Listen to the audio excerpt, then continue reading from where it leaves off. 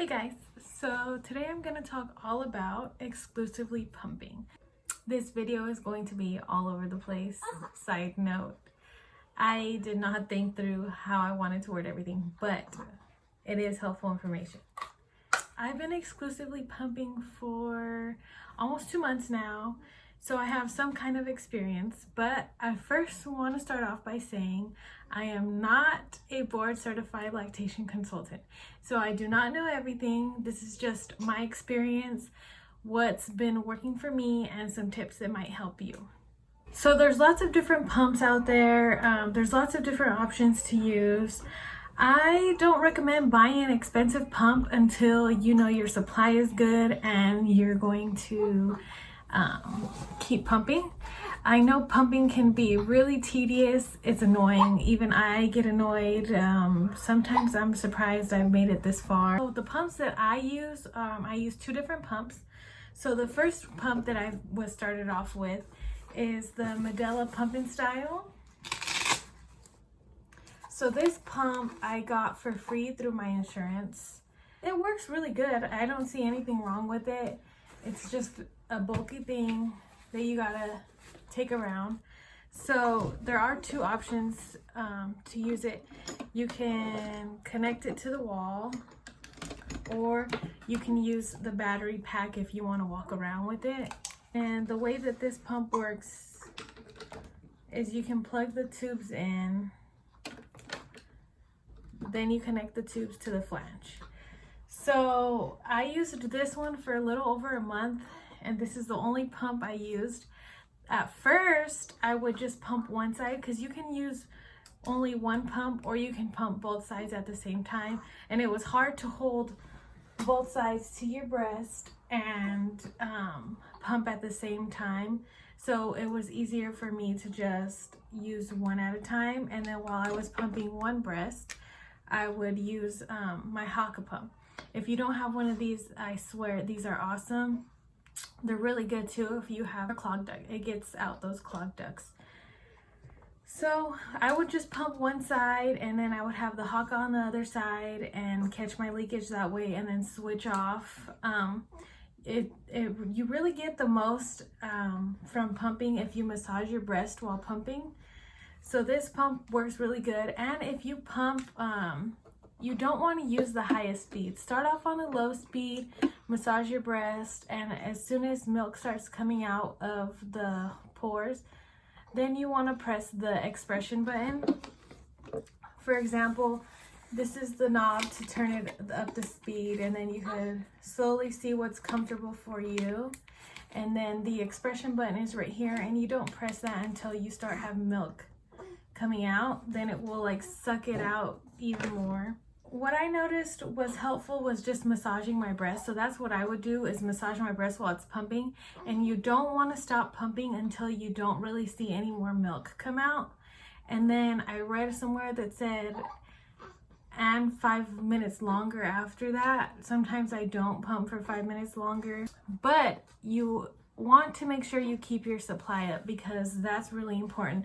You can really decrease your supply if you're not pumping around the clock. Some people pump even at night. I personally don't pump at night, but I haven't seen it drastically impact my supply. You have to be really careful. Everyone's different. Everyone's supply is different. It's not a one size fits all for pumping.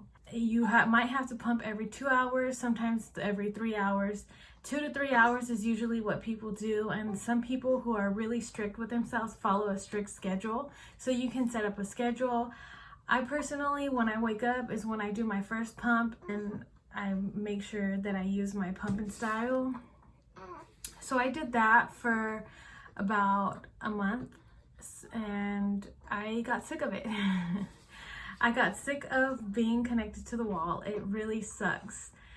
And I really want to give my baby my milk. I know that it's like, to me, that is something that I can, at least I can do that for her. I didn't want to just give up and give her formula. But I was really sick of being connected to the wall. I felt like I always needed to be home. I couldn't be out past so many hours. Eventually, I purchased the LV pumps.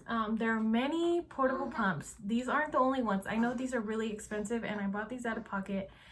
And there's also the Willow, and there's other pumps that are portable.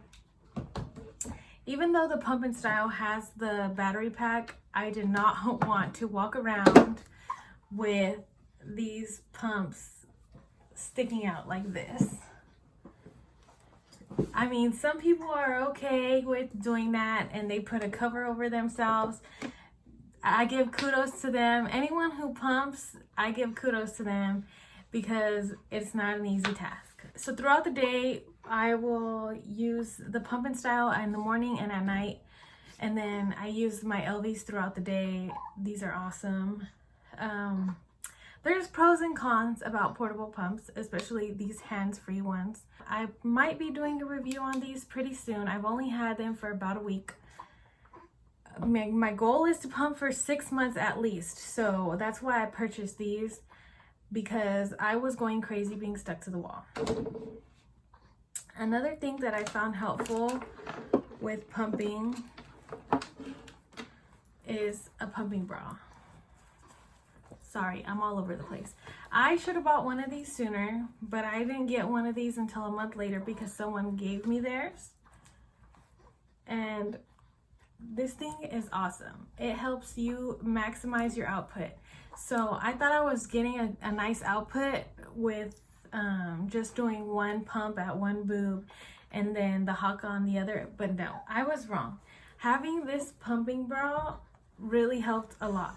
Just being able to have it on both and then suctioning both at the same time. And I did not spend that much time sitting at the pump doing one boob at a time. It actually was a lot easier to do both at the same time and then massage them at the same time.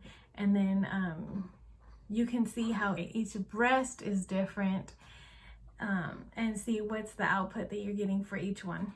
For some people, those middle of the night pumps are dire, so it might be important for you to get up at least once in the middle of the night to do a pump. Everyone's different. So what I found helpful to also help encourage me to keep going, because exclusively pumping is not something that you hear a lot of people doing. When I tell people that I pump and give her my milk, some people are like, why do I even do that? It's weird to some people. It's something that's kind of more on the newer side, I would say. And it's not talked about. Some people think that, oh, you either breastfeed or you give the bottle. That's not your only option. You can also do both. So when I first started pumping, I would give her breast milk throughout the day, and that I would give her formula at night. I was a lazy pumper, like, I'm not gonna lie. I hated it pumping, and if I missed a pump, I missed a pump. I didn't have a good supply to feed her demand. So I would supplement formula at night, at least one bottle. And don't feel bad if you have to do that. Everyone's supply is different, and sometimes you have to work really hard to build up your supply. My supply is barely starting to get even better, so that now I'm stashing more milk to the side for the future. If you're trying to use a strong suction speed, that's not going to give you the best output. So you need to make sure that the flange, the part that goes on your nipple, is actually the right size for your nipple. I had no idea. So pumping is like a whole new game. There's a way you can measure your nipple. If you go to Legendary Milk's website, they have, I believe they have a ruler you could print, or you can find one. Usually they only come with 2 size flanges. So this one came with a 27 and a 21 millimeter. Honestly, I'm not sure. I used a 27.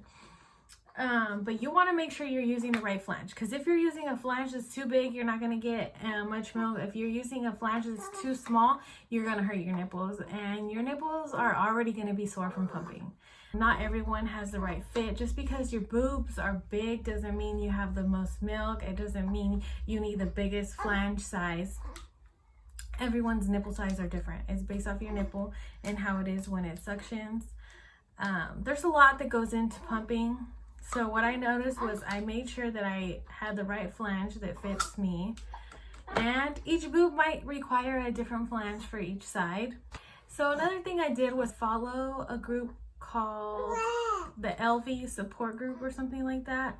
And they help give out tips on how to get your best output and how to actually use the pumps the right way. So just following groups on Facebook really helped me keep going, because sometimes you really feel like quitting. It's a task having to clean all the parts. Trust me, having to take apart everything and clean everything is not fun. Have extra pump parts. So I have 4 of these bottles, which is really helpful because when you store your milk, sometimes you just store them in these bottles and put them in the fridge. And then you're like, oh wait, I need another bottle. So then that's why I have 4 of them. Replace your pumping parts. So a really important part to replace are these white little, I think they're called membrane pieces. I know they sell them at Target, they sell them on Amazon.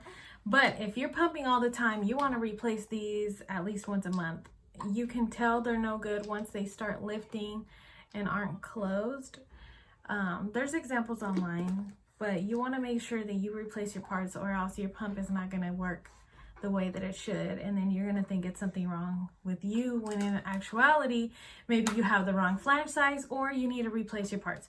That's why they say these pumps are supposed to be a single user pump.